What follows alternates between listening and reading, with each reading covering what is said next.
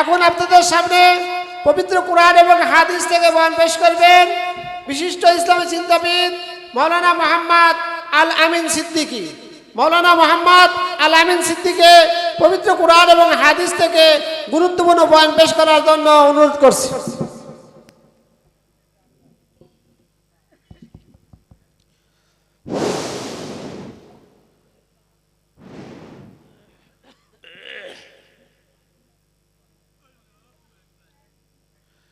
আসসালামু আলাইকুম রহমতুল্লাহি ওয়া বারাকাতুহু।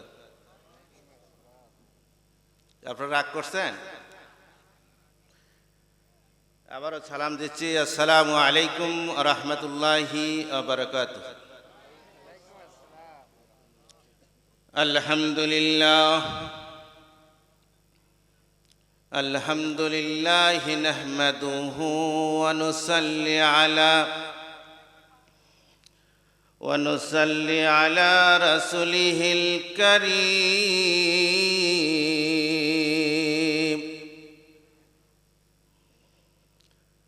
أما بعد فقد قال الله تعالى في كلامه المجيد والفرقانه الحميد। আমার সাথে সকলে একটু জবান খুলে পড়ি। আউযু বিল্লাহি মিনাশ শাইতানির রাজীম। বিসমিল্লাহির রহমানির রহিম। ইন্নাল্লাযীনা ক্বালু রাব্বুনাল্লাহ ثم استقاموا تتنزل عليهم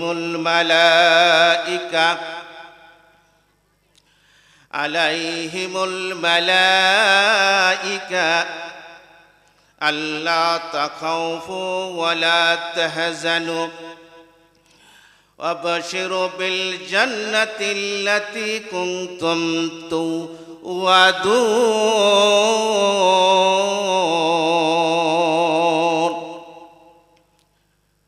الله أكبر. إن الله وملائكته يصلون على النبي يا أيها الذين آمنوا صلوا عليه وسلموا تسليما. اللهم صل على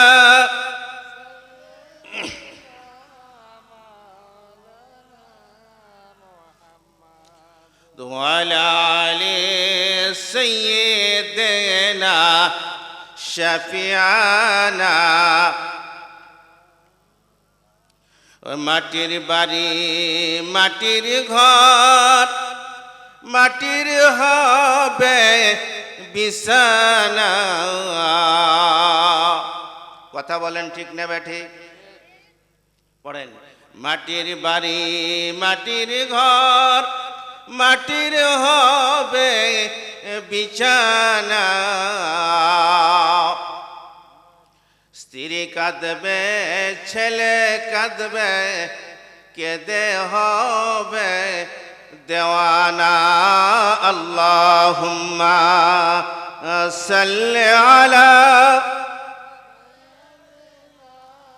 মাওলানা মুহাম্মদ ওয়া আলা আলি সাইয়্যিদিনা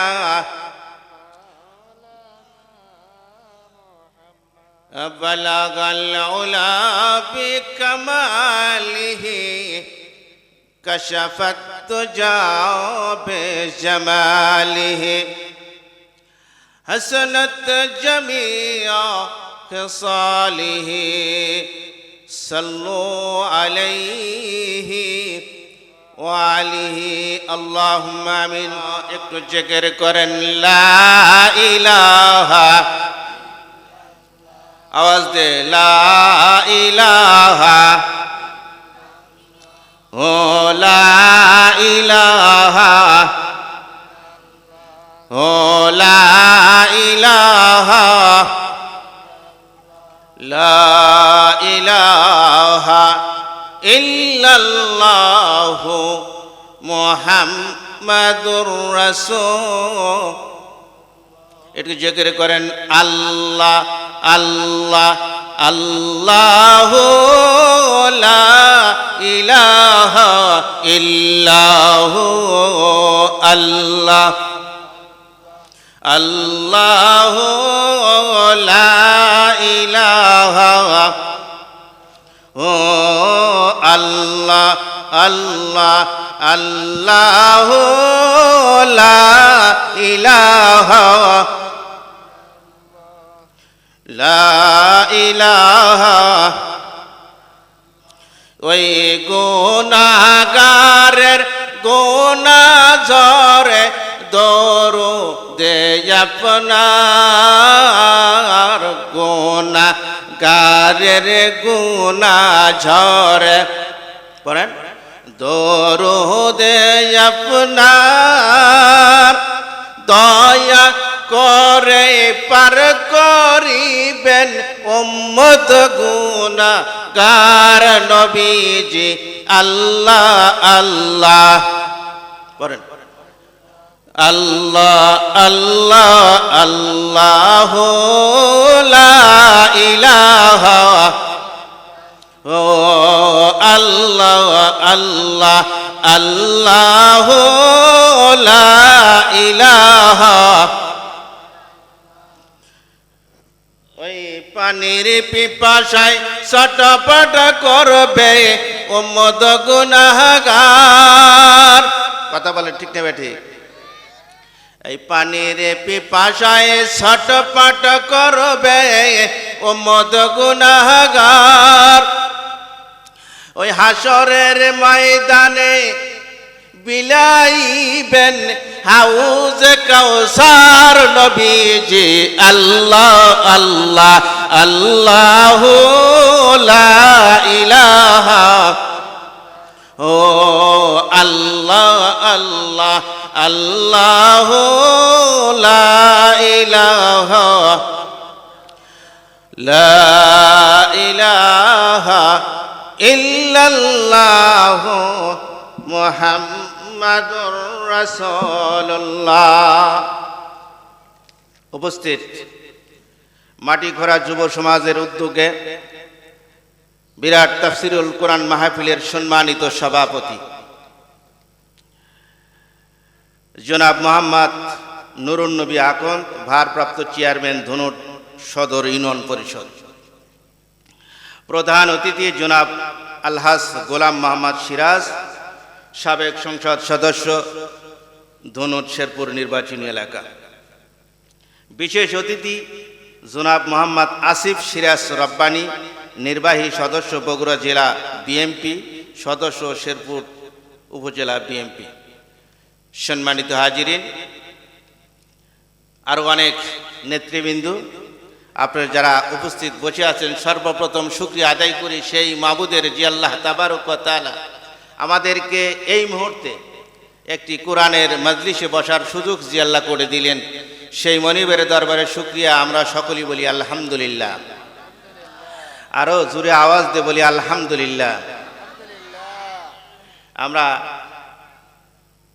ওই আল্লাহর শুকরিয়া আদায় করছি আটলান্টিক মহাসাগরের গভীরতা ৫,০০০ ফুট কত হাজার ফুট এই ৫,০০০ ফুট গভীরতার পানির নিচে শৈবাল আছে তার নিচে আমাবস্যার চাইতে কঠিন কালো পাথর ওই পাথরের উপর দিয়ে ছোট্ট একটি কীট পোকা হাঁটে, সেই আওয়াজের শব্দ আল্লাহ আরশে আজিম থেকে শুনে জোরে কোন সুবহানাল্লাহ।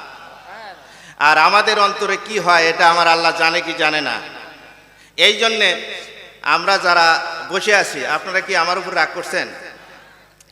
আসলে এই মাহফিলে মেয়েরা আছে, হ্যাঁ মেয়েরাই বেশি না? অনেক দূরে মনে হয়, আশেপাশে কোথাও কিছু দেখলাম না, তো এই জন্য বলছি মেয়েরা আছে না? আপনারা যারা আছেন মেহেরবানি করে আপনাদেরকে দুটি হাত ধরে বলতেছি, আপনার একটু এই পাশে একটু চেপে চেপে বসে, একটু এই পাশে আসেন, সামনে লোক না থাকলে এক কর্নার এদিকে একটু আসেন। আর একজন মানুষের পক্ষে যদি সাক্ষী, ভালো সাক্ষী দুইজন হয়, ভালো না খারাপ, এই লোকটা চুরি করে না, এই বাবু লোকটা খুব ভালো, আর একজন বলতেছে ভালো। হাসরের ময়দানে এই যে আপনারা উঠে আসলেন এক জায়গা থেকে আর এক জায়গা, এই জায়গা আপনাদের পক্ষে সাক্ষী দিবে জোরে কোন সুবহানাল্লাহ। সম্মানিত হাজিরিন, আমি আপনাদের আলোচনার প্রারম্ভে আপনাদের সাথে একটু মত বিনিময় করে নিচ্ছি। আমি সময় সময় আপনাদের কাছে কোনো প্রশ্ন জিজ্ঞাসা করলে অনুগ্রহপূর্বক প্রশ্নের উত্তর দেওয়ার চেষ্টা করবেন, পারবেন না ইনশাআল্লাহ?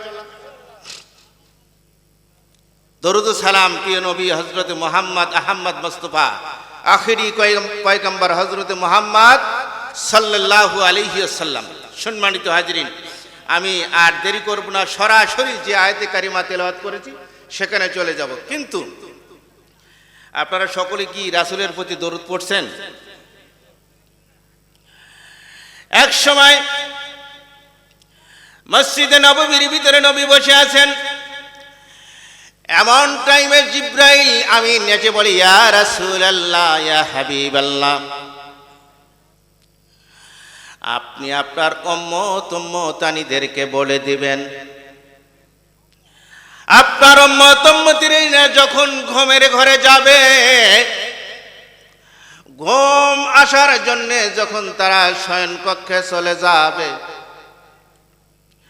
আপনার উম্মতানিদেরকে বলে দিবেন, আমি জিব্রাইল কথা দিলাম নবী গো, আপনার উম্মতানিদেরকে বলে দিবেন, ঘুমের ঘরে যাওয়ার পূর্বে যখন তারা 10 বার করে আপনার প্রতি দরুদ ও সালাম পেশ করবে, আমি জিব্রাইল কথা দিলাম, ফুলসিরাতের ময়দানে, ফুলসিরাতের ঘাটে আমি বিদ্যুতের গতিতে তাদেরকে পার করাইয়া দিব। জোরে জোরে কোন সুবহানাল্লাহ।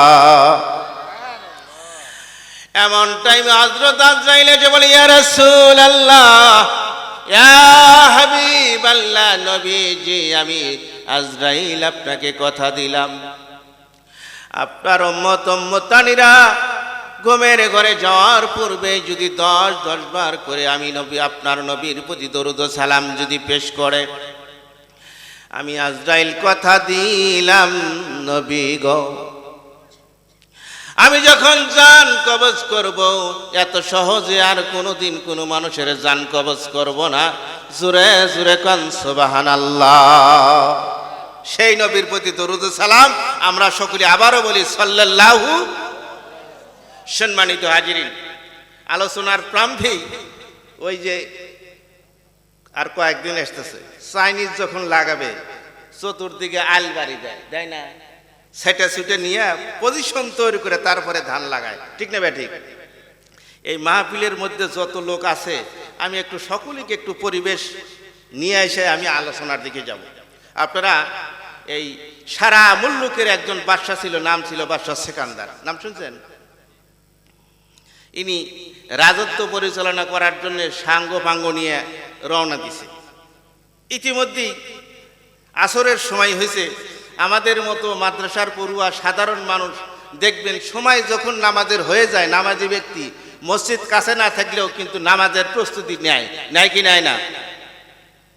রাস্তায় থাকুক, চরার ভিতরে থাকুক, কৃষিকাজে, যেখানে যে অবস্থায় থাকুক, যায় নামাজ অথবা গামছা বিছাইয়া নামাজ শুরু করে দিছে, নামাজ পড়বে।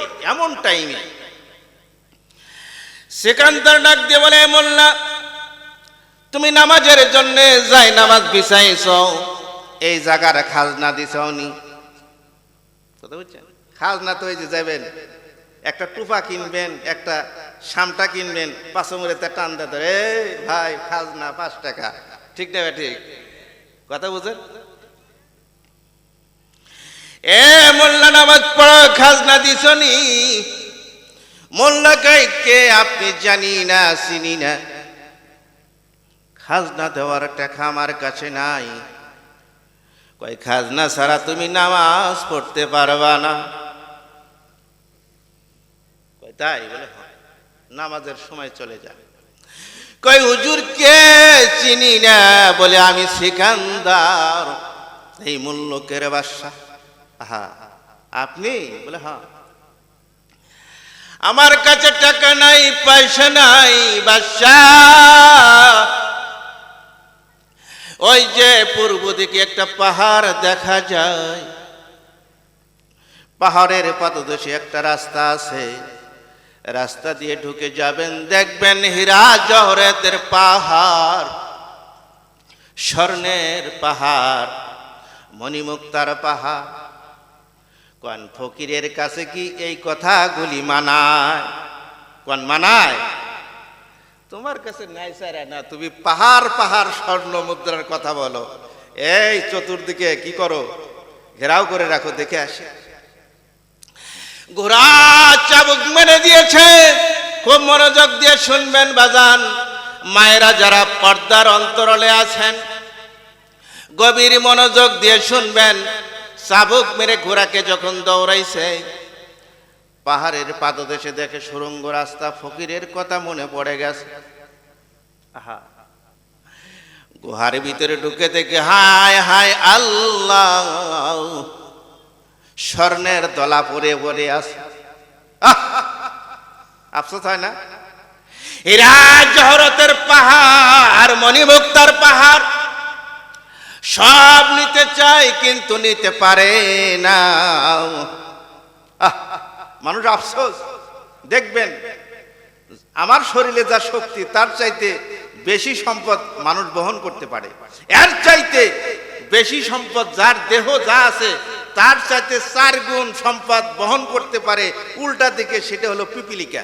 দেখছেন, ছোট্ট একটা পিঁপড়া এত বড় একটা ঘুমের দানা পিছন দিক টেনে নিয়ে যাচ্ছে, ঠিক না ব্যাঠি? এবার সেকান্দার পাগল হয়ে গেছে। হাই হাই, সম্পদের জন্য দুনিয়াতে ঘুরলাম, এই সম্পদ কেমনে নিব? দৌড়াইয়া ফকিরের কাছে গেছে। ফকির, ভুল করেছি। কি কন? তোমাকে চিনতে পারি নাই, তুমি আল্লাহর ওলি। কেমনে এই মোনামুক্ত হীরা জহরত পাওয়া যায় আমার একটা বলে দিবেন। এবার ফকির বলে, বাদশা সিকান্দার, হীরা জহরতের মালা, স্বর্ণের পথি আপনি সব নিতে পারবেন, সূর্য অস্ত গেলে আর পারবেন না। ওখানে দেখবেন ছোট একটি মাটির কলস আছে, আমরা তো আর ব্যবহারই করি, ঠিক না ঠিক? ছোট্ট একটি মাটির কলস আছে, মাটির কলসের ভিতরে একটা দোয়া পড়লেই কলস হীরা জহরত দিয়া, মণিমুক্তা দিয়া ভর্তি হয়ে যাবে। আমি আপনাদেরকে প্রশ্ন করলাম, আপনাদের সভাপতি 2 পাশে 2 জন মেহমান বসে আছে, তাদের সকলের হাতে আমি একটা কলস দিলাম। আমি যখন আলোচনা শেষ করব, বাদশা সিকান্দার কেমনে এই কলসটা পূরণ করলো, আমি সকলকে এই কলস পূরণ করে বাড়িতে যাওয়ার সুযোগ করে দেব ইনশাআল্লাহ। সকলে বলেন ইনশাআল্লাহ। কারা কারা কলস ভর্তি করবেন না চলে যাবেন? হাত তোলেন তো দেখি। আপনারা কলস ভর্তি করবেন না চলে যাবেন? বুঝেই নাই। তালে মাতাল জালে ঠিক, এটা হলো, এর নাম হলো বাংলাদেশ। যাই, সম্মানিত হাজিরি, আমরা আপনাদের সকলের হাতে আমি একটা কলস দিলাম। আমি আলোচনা শেষ করার পূর্বেই আমি কলসটা আপনাদেরকে ভর্তি করে দেব। আপনারা রাজি আছেন? মায়েরা, আপনাদের সকলের হাতে আমি একটা কলস দিলাম। বাদশা সিকান্দার কেমনে কলস ভর্তি করলো, এটা আমি আপনাদেরকে, আমি এই গ্রামের জামাই, আমার পাশে আমার সম্মানিত বড় ভাই বসে আছে, আমি একটু আলোচনা করব। আপনারা একটু মন থেকে যদি আপনারা সকলে শুনবেন ইনশাআল্লাহ।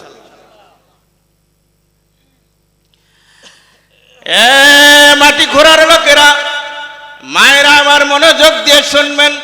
আল্লাহ রাব্বুল আলামিন কুরআনুল কারীমের ভিতরে বলেন, ইন্নাল্লাযীনা ক্বালু রাব্বুনাল্লাহ, নিশ্চয় যারা মুখে বলে অন্তরে বলে আমার রব হলো আল্লাহ।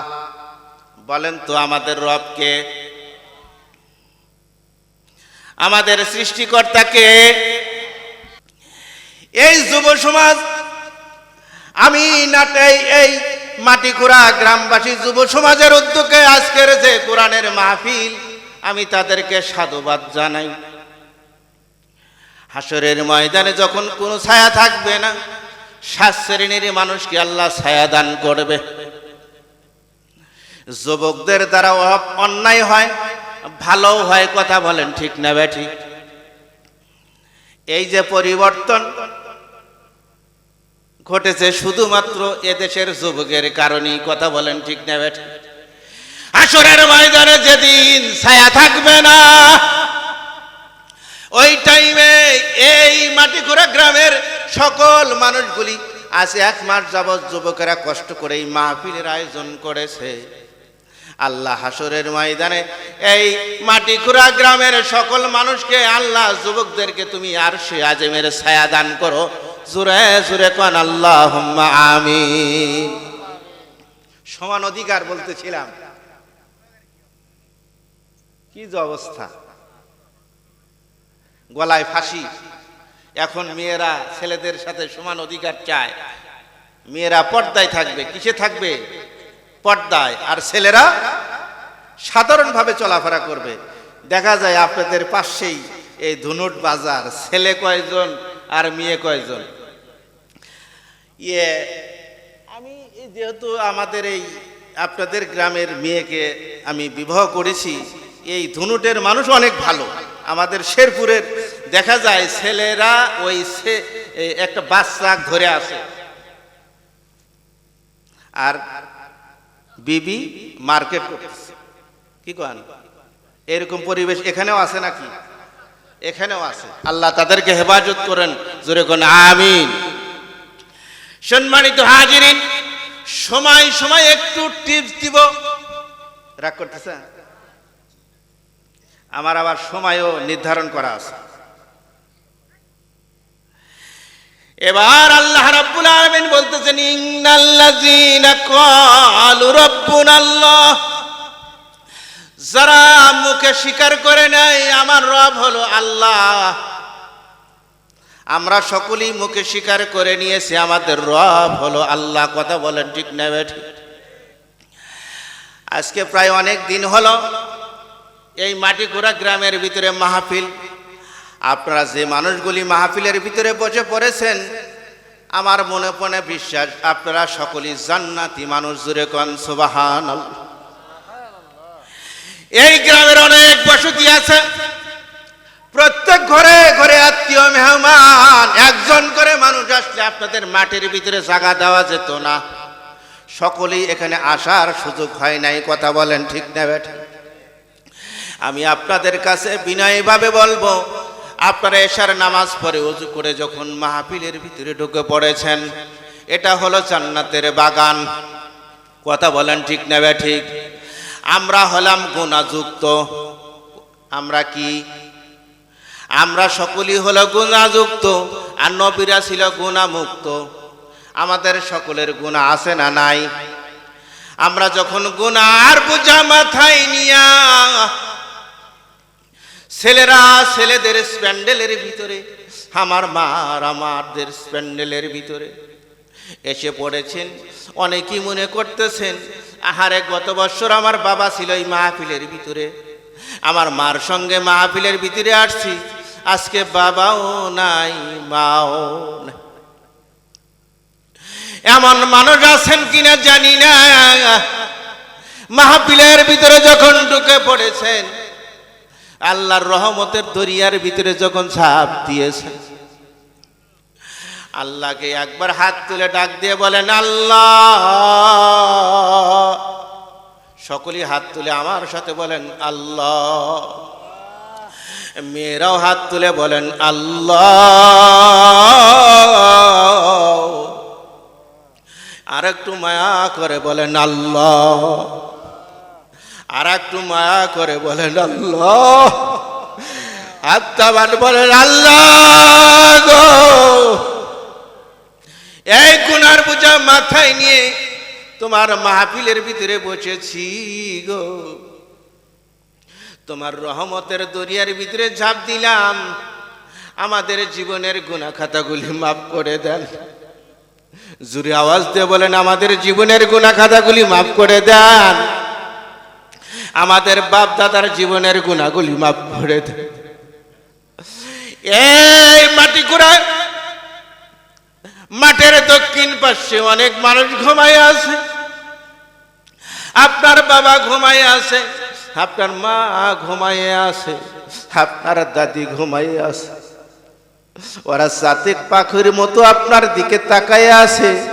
আমার নাতি মাহফিলের ভিতরে গেছে, আমার মেয়ে মাহফিলের ভিতরে গেছে, আমার স্ত্রী মাহফিলের ভিতরে গেছে, আমার জন্য দোয়া করবে, ওই দোয়ার সঙ্গে সঙ্গে আমি কবরের ভিতরে পাবো। আপনি যদি আজকে দোয়া করেন আল্লাহ আমার বাবার জীবনের গুনাহ মাফ করে দাও, আমার মার জীবনের গুনাহ মাফ করে দাও, আমার ভাইয়ের জীবনের গুনাহ মাফ করে দাও, আমার আত্মীয় স্বজনের জীবনের গুনাহ মাফ করে দাও। গুনাহ মাফ চাইতে দেরি, কিন্তু আমার আল্লাহ বলে বান্দা তুই মাফ চাইতে দেরি, আমি আল্লাহ মাফ করতে দেরি না। আল্লাহ এই গ্রামের যত মানুষ কবরস্থ হয়ে গেছে আমার শ্বশুর সহ আল্লাহ সকলের জীবনের গুনাহ মাফ করে দাও, কবরকে কিয়ামত পর্যন্ত আপনি জান্নাতের টুকরা বানান। জোরে কোন আল্লাহুম্মা আমিন। দিলে মায়া লাগে না? দিলের ভিতরে ফায়েজ নাই, দিল কঠিন হয়ে গেছে, ঠিক না বে ঠিক? চোখে পানি আসে না।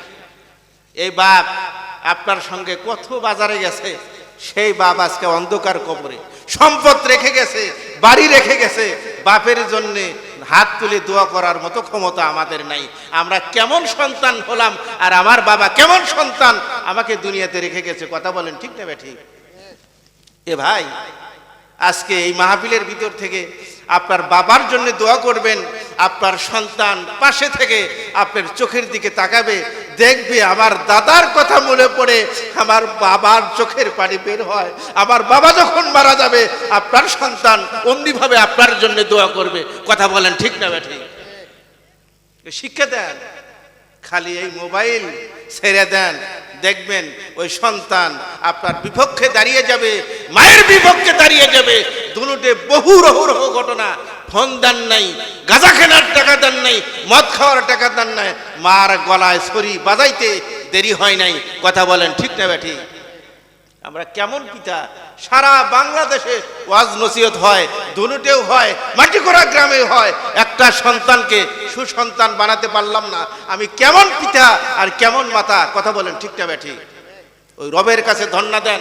আজকে রাতে আপনি আল্লাহর কাছে বলেন আল্লাহ আমার সন্তান নষ্ট হয়ে গেছে, এই মাহফিল থেকে ঘোষণা দিই আল্লাহ তুমি আমার সন্তানকে তুমি হেফাজত করো, সন্তানকে ৫ ওয়াক্ত নামাজওয়ালা বানায় দাও, পিতা মাতার খেদমত করার তৌফিক দাও। আপনি দোয়া করেন, দেখবেন দোয়া করতে দেরি কবুল হতে দেরি নাই, কথা বলেন ঠিক না বেঠি? রাগ করতেছেন? দেখলাম, আসলাম, রওনা দিলাম, দোকানে অনেকগুলি মানুষ বসে আছে, ওই যে কি যেন একটা বাক্স কয় টেলিভিশন, আহা এই দুনিয়ার থেকে সকলকেই চলে যেতে হবে, কথা বলেন ঠিক না ঠিক? সম্মানিত হাজির, আল্লাহ বলেন ইন্নাল্লাযীনা ক্বালু রাব্বুনাল্লাহ, যারা মুখে বলে আমার রব হলো আল্লাহ, সুম্মা ইসতাকামু, অতঃপর যারা অটল থাকে, কি থাকে, কোন সময় ছেড়ে দেয় না, লোহা ইস্পাতের মতো। আরো ভালো করে বুঝবেন, ভীষণ ভীষণ ৪১ সাল, বুঝেন নাই, কোন ক্রমেই ছাড়বো না ক্ষমতা, অটট আছে। আর যারা মুখে বলে আমার রব হলো আল্লাহ, এই কথা যারা মনে প্রাণে বিশ্বাস করে, তাদের সঙ্গে আল্লাহ কি ব্যবহার করেন, কি আচরণ করেন, আমি এই কথা বুঝানোর জন্য তাফসিরে মাযহারির ভিতরে সুম্মাস্তাকামু তাতানাজ্জালু আলাইহিমুল মালাইকা, যারা বলে আমার রব হলো আল্লাহ,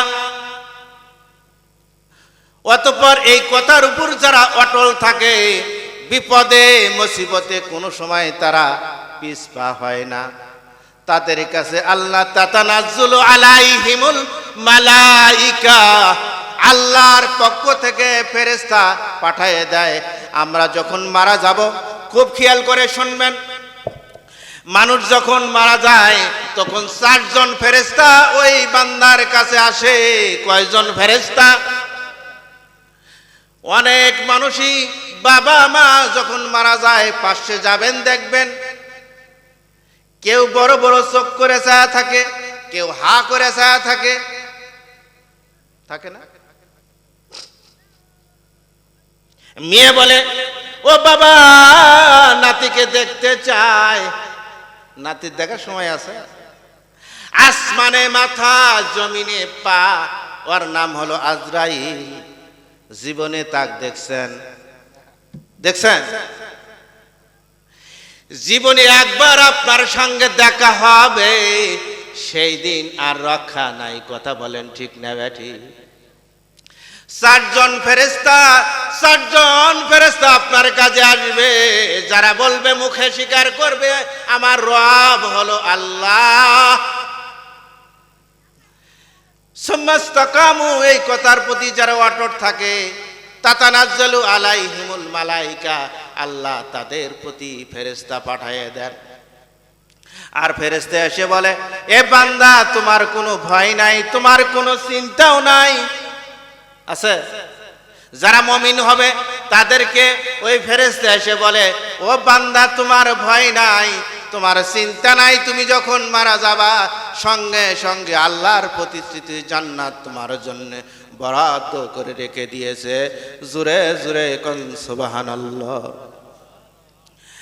আমাদের নবী, আখিরি নবী, নূর নবীজি হযরত মুহাম্মদ মুস্তাফা সাল্লাল্লাহু আলাইহি সাল্লাতু ওয়াসসালাম হীরা গুহার ভিতরে ধ্যানমগ্ন ছিলেন। এমন টাইমে আজরাইল জিবরাইল আমিন এসে বলে, পড়েন ইকরা। রাসূল বলে, আমি পড়তে জানি না। বাড়িতে আসলেন খাদিজাতুল কুবরা, রাসূলের সকল মুজিজা দেখে বুঝতে পেরেছেন ইনি হলেন আখিরি জামানার পয়গাম্বর। আল্লাহ একজন আছে, মহান আল্লাহ একজন আছে, এটা আগেই মনে মনে স্বীকার করে নিয়েছে। যখন নবী নবুয়তি পাইল, প্রথমে নারীদের মধ্যে ইসলাম কবুল করলেন খাদিজাতুল কুবরা। জোরে কোন সুবহান। প্রথম নারীদের মধ্যে ইসলাম কবুল করলেন হযরত খাদিজাতুল কুবরা। তিনি আল্লাহকে রব বলে স্বীকার করে নিয়েছেন। ইসলামের জন্য আরবের ভিতরে সবচাইতে ধনাঢ্য মহিলা, দিন কবুল করার সঙ্গে সঙ্গে 40 মণ স্বর্ণ রাসূলের কদম মোবারকে ফেলে দিলেন, আপনার দিনের জন্য ব্যয় করেন। জোরে জোরে কোন মারহাবা। মহিষী নারী, ইসলামের ইতিহাসে অনন্য নারী আমাদের খাদিজাতুল কুবরা, আমাদের মা জননী।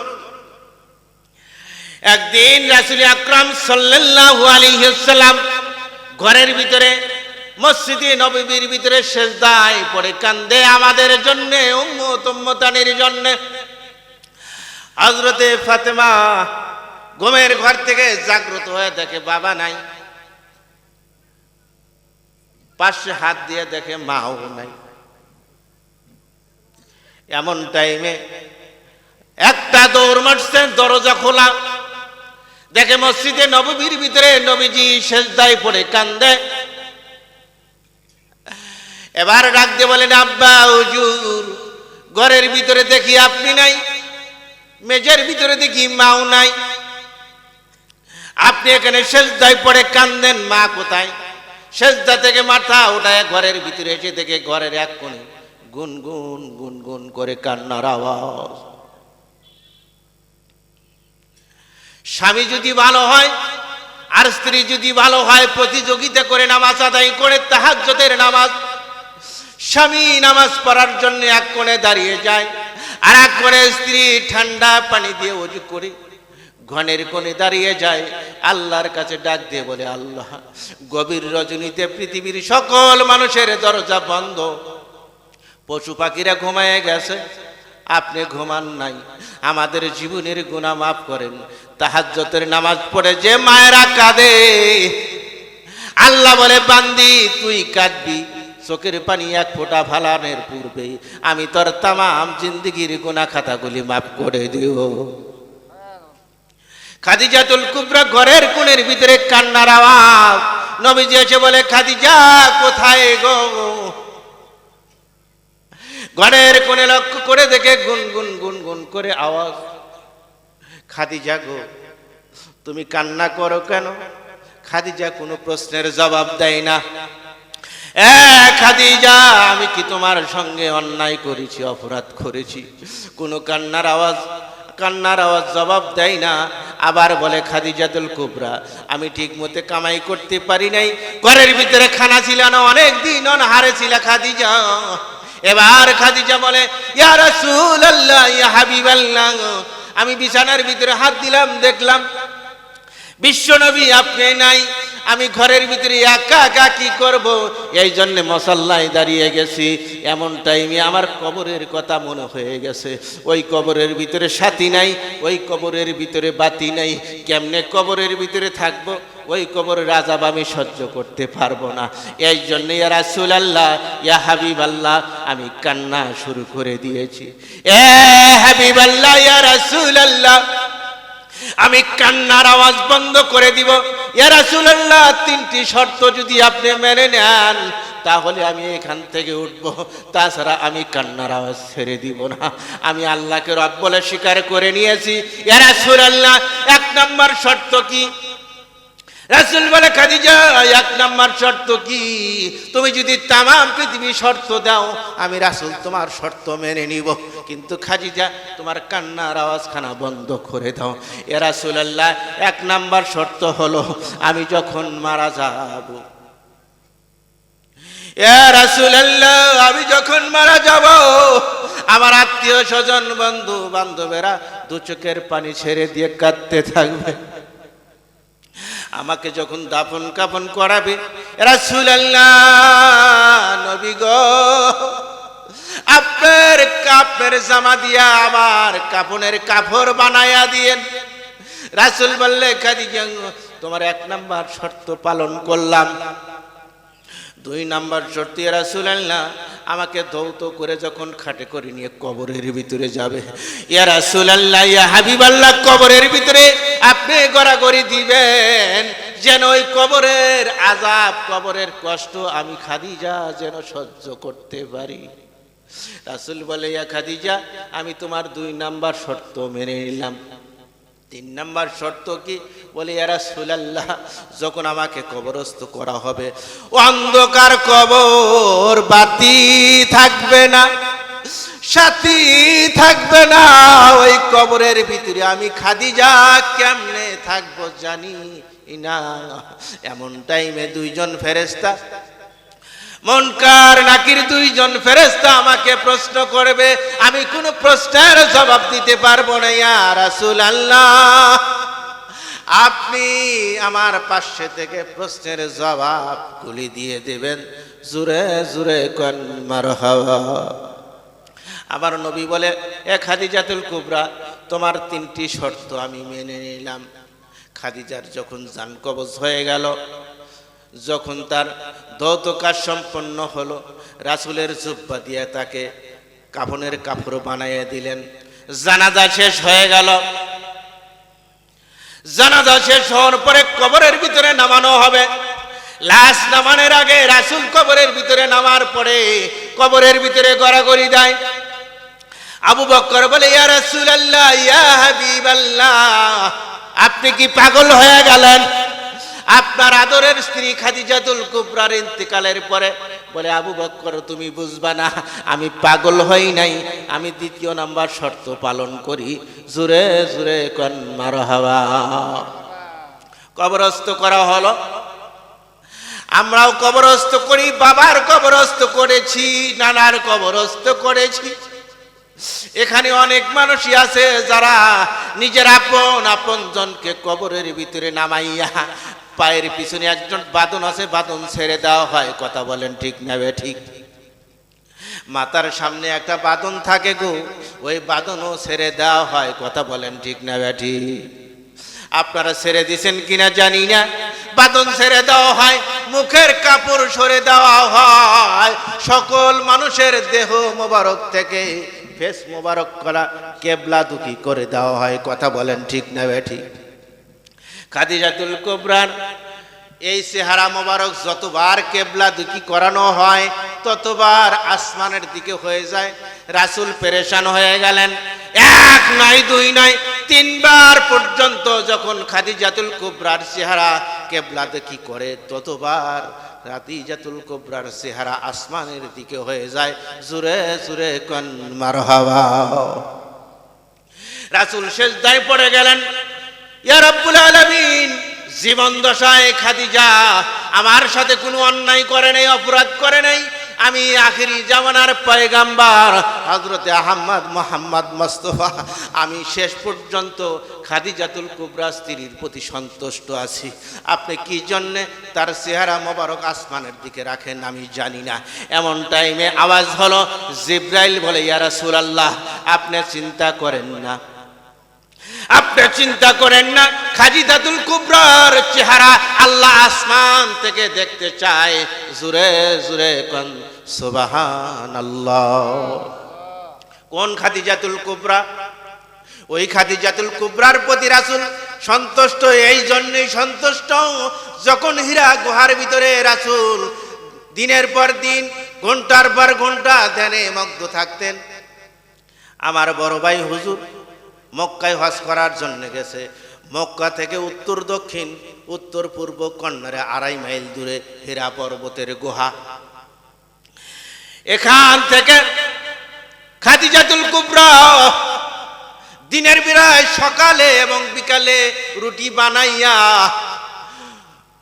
গোস্ত ভুনা করে, হালুয়া বানাইয়া, ওই 2.5 মাইলের পথ, পাথুরিয়ার জমি, ছোট ছোট নুরি নুরি পাথর, বড় বড় পাথর। রাসূল সকালের খাবার দিতে পারি নাই, বিকালের খাবার দিতে পারি নাই। আমার দেরি হয়ে গেছে। খাদিজাতুল কুবরা ঘর থেকে যখন বের হয়ে যাবে, পায়ে পাদুকা দেওয়ার কথা মনে ছিল না, পায়ে স্যান্ডেল দেওয়ার কথা মনে ছিল না। পাথরের সঙ্গে লেগে আমরা এই কুয়াপাড়া রাস্তায় স্যান্ডেল ছাড়া চলতে পারি না, একটু চললেই আমাদের পা ফসকা পড়ে যায়। কথা বলেন ঠিক না বেটি? মক্কা থেকে 2.5 মাইল দূরে হীরা পর্বতের পাহাড়। আমার মতো যুবক, হুজুরের মতো যুবক মানুষ ওই পাহাড়ে ওঠার মতো ক্ষমতা নাই।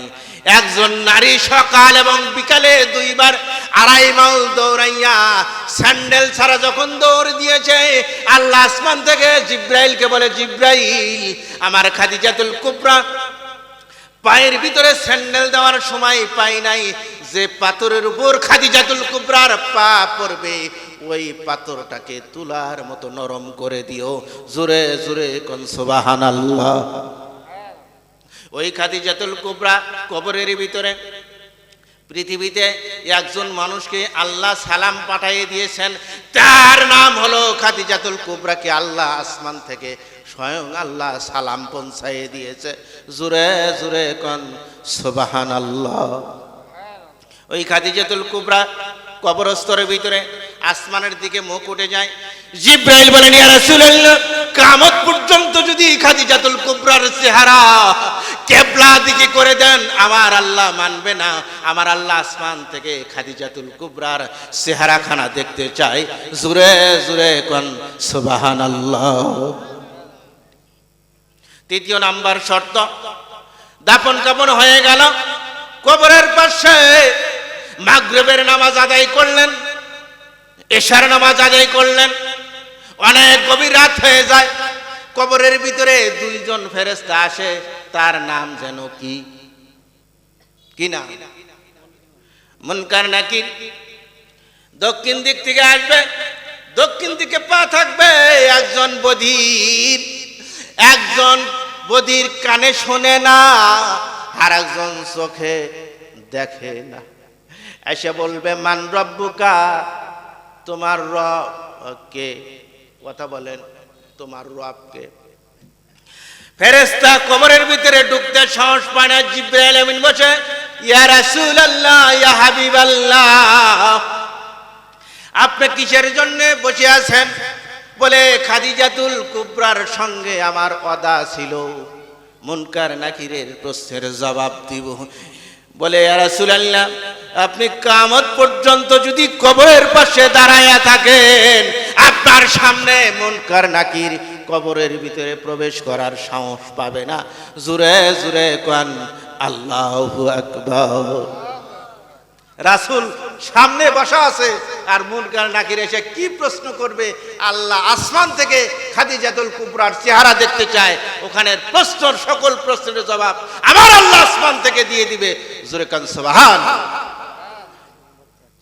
আচ্ছা, তো বলবেন না তাকবীর তুকবীর কিছুই নেই। নারায়ে তাকবীর। প্রধান বক্তার আগমন, প্রধান বক্তার আগমন। সম্মানিত হাজিরিন, আলোচনার শেষ প্রান্তে আমি আগেই শুনছিলাম যেখানে কোনো কালেকশন নাই। মাশাআল্লাহ, বাংলাদেশের মধ্যে আপনার খুব ডিজিটাল একটা জায়গা, যেখানে বিনা কালেকশনে মাহফিল শেষ করা হয়।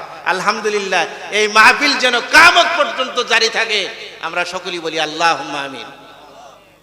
আলোচনার শেষ প্রান্তে আমি একটা ছোট্ট উদাহরণ দিয়ে আমি আলোচনা শেষ করব, যেহেতু প্রধান বক্তা এসে গেছে। আমার সময় মনে হয় 10টা পর্যন্তই দেওয়া ছিল, 10টার এখনো 4 মিনিট বাকি আছে। আমার বাবা, আমার বাজান আব্বা হুজুর ওয়াজিন মানুষ ছিল, তো তারই ছেলে। যাই হোক, এই হুজুরা কিন্তু দাওয়াত পাইলেই পাগল হয়ে যায়, যায় না? খুব খেয়াল করে, দাওয়াত পাইলেই পাগল হয়ে যায়। যাই হোক, আমার চাচাতো ভাইয়ের বিয়া ওই সরিষাবাড়ি তে গেলাম, নৌকা পার হয়ে। বিয়ার অনুষ্ঠানে খাওয়া তো গোস ভুনা ভুনা, তাই না? বিশাল আয়োজন, খুব খেয়াল করেন, বিশাল আয়োজন। থালা দিছে, ভাত দিছে, প্রথমে দিছে শাক ভর্তা। কি ভর্তা?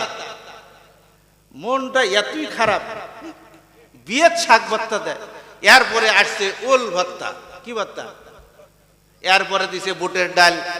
রাগ করে তো এক চান্সেই 2 প্লেট মেরে দিছি, পেট ভরা ভরা ভাত।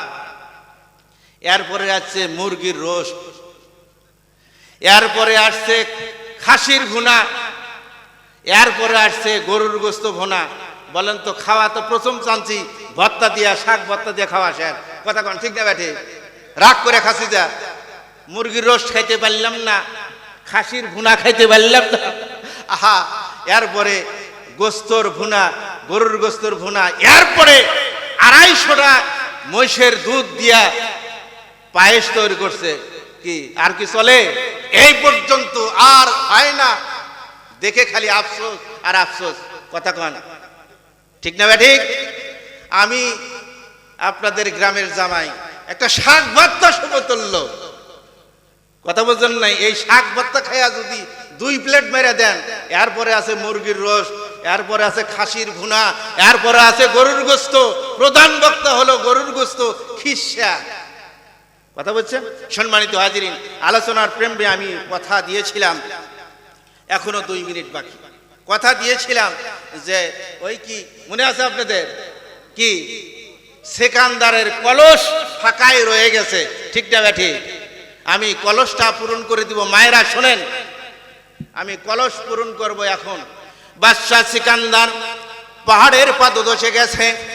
ফকির বলতে যে হুজুর জাহাপনা, সূর্য অস্ত যাওয়ার পূর্বেই অন্ধকার যখন নেমে আসবে, আপনি আর কোনো কিছু নিতে পারবেন না। হীরা জহরতের মালা, আর কি ওই হীরা জহরতের মালা, কাঞ্চনের মালা আর সোনার বালা আপনি যখন কি করবেন, ওই মাটির পাতিলের ভিতরে দিবেন। দেওয়া শুরু করেছে। অন্ধকার নেমে আসলো, অন্ধকার নেমে আসলো, সূর্য অস্ত চলে গেছে। এই দোয়াটা পড়লেই কলস ভর্তি হয়ে যাবে। আমার সাথে পড়েন, মিনহা খালাকনাকুম ওয়া ফিহা নুইদুকুম ওয়া মিনহা নুখরিজুকুম তারাতান উখরা। এটা কি কবরস্থানে কয় কি কয় না? বাদশা সিকান্দার মারা যায়, এইভাবে দুই হাত, লোকেরা বলে হাই রে মুল্লুকের বাদশা আজ যায় খালি হাতে। আর কিছু মানুষ বলে এত নেওয়ার পরে তার খালি হাত শেষ হয় না, আরো দাও আরো দাও। আলেমরা বলে যায় কিছু নিতে পারে নাই, তোমরাও খালি হাতে কবরস্থানে যাবা, কিছু নিতে পারবে না। কথা বলেন ঠিক না ব্যাঠি? সম্মানিত হাজিরিন, আলোচনা শেষ করব। শেষ বেলায় আমি এই মাদ্রাসার এই মাহফিলের জন্য আমি গুনাহগার। আমার শ্বশুর আব্বা এই মরহুম আব্দুর রাজ্জাক এখন এই কবরস্থানে শুয়ে আছে। এই উদ্দেশ্যে এই মাহফিলের ভিতরে আমি আল্লাহর হস্তে আমি 1000 টাকা, 1000 টাকার নোট কি লাল, তাই না? 1000 টাকার নোট লাল, আল্লাহ বাড়ায় দিও দুনিয়াতে মান আর সম্মান। 1000 টাকার নোট ভারী। আমার শ্বশুর, আমার আব্বা, 14 গোষ্ঠী, এই গ্রামের যত মানুষ কবরস্থ হয়ে গেছে, আল্লাহ তাদের জান্নাত দিও তাড়াতাড়ি। জোরে কোন আল্লাহুম্মা আমিন। সংক্ষিপ্ত একটা দোয়া করে দিব, আল্লাহুম্মা আমিন। ربنا ظلمنا انفسنا وان لم تغفر لنا وترحمنا لنكونن من الخاسرين يا رب العالمين। দীর্ঘ 1 ঘন্টা আলোচনা করলাম, জানি না ইয়া রাব্বুল আলামিন আমার সামনে বাবাজানরা হাত উঠাইছে, আমার পাশে হাজি সাহেব হাত উঠাইছে, প্রধান বক্তা হাত উঠাইছে, পর্দার অন্তরালে আবার বিবি হাত উঠাইছে, পর্দার অন্তরালে আমার শ্বশুর আম্মা জান হাত উঠাইছে, আমার শাশুড়ি হাত উঠাইছে। মেহেরবানি করে যার হাতখানা পছন্দ হয় তার হাতের উচিলা করে আমাদের জীবনের গুনাহ খাতাগুলি মাফ করে দেন। আল্লাহ আমার বাবা, আমার নানা, দাদা, দাদি, আত্মীয় স্বজন, খানদানে খানদান, আমার শ্বশুর, এই গ্রামের উত্তর, দক্ষিণ, পূর্ব, পশ্চিম যারা ঝাড়ে জঙ্গলে আল্লাহ হাজার হাজার বাটি মন চাপা দিয়া যারা অন্ধকার কবরে ঘুমায়, মেহেরবানি করে তাদের জীবনের গুনাহ খাতাগুলি মাফ করে দাও। এবারে শুধু মাফ করে দিয়েন না, তাদের তামাম জিন্দেগির গুনাহ খাতাগুলি মাফ করে দিয়া কবরটাকে আপনি জান্নাতের টুকরা বানায়া দেন। আল্লাহ সকলের প্রতি আপনার রহমত নাজিল করেন, এই মাহফিলকে কবুল আর মঞ্জুর করেন। যে যুব সমাজ এই আয়োজন করলো তাদেরকে কবুল করেন, তাদের রিজি রোজগারের ভিতর বরকত দান করেন। আল্লাহ এই গ্রামকে আল্লাহ দ্বীনের মাকরাজ হিসাবে কবুল করে নেন। সকল আসমানি জিসমানি সকল বালার থেকে আপনি হেফাজত করেন আল্লাহ ইয়া রাব্বুল আলামিন। আমি আলোচনা করলাম কি আলোচনা করলাম জানি না, মেহেরবানি করে আমাদের সকলকে দ্বীনি পথে থাকার তৌফিক দান করে দেন। আল্লাহ জবানখানা যখন বন্ধ হয়ে যাবে, বালাকুল ঘরের দরজার সামনে আসবে, স্ত্রী কাঁদতে থাকবে, জনম দরদি মা 2 চোখের পানি ছেড়ে দিয়ে কাঁদতে থাকবে। যারে না খাওয়াইয়া খাওয়াইলাম প্রাণের সন্তানের আব্বু আব্বু করে ডাকতে থাকবে। ওই সময় কেউ উপকার করতে পারবে না, একমাত্র আপনি আল্লাহ ছাড়া। মেহেরবানি করে জবানখানা যখন বন্ধ হয়ে যাবে, তার পূর্বেই আমাদের সকলের জবানে মধুর কালেমা জারি করে দিয়েন, লা ইলাহা ইল্লাল্লাহু মুহাম্মাদুর রাসূলুল্লাহ। আসসালামু আলাইকুম ওয়া রাহমাতুল্লাহি ওয়া বারাকাতুহু।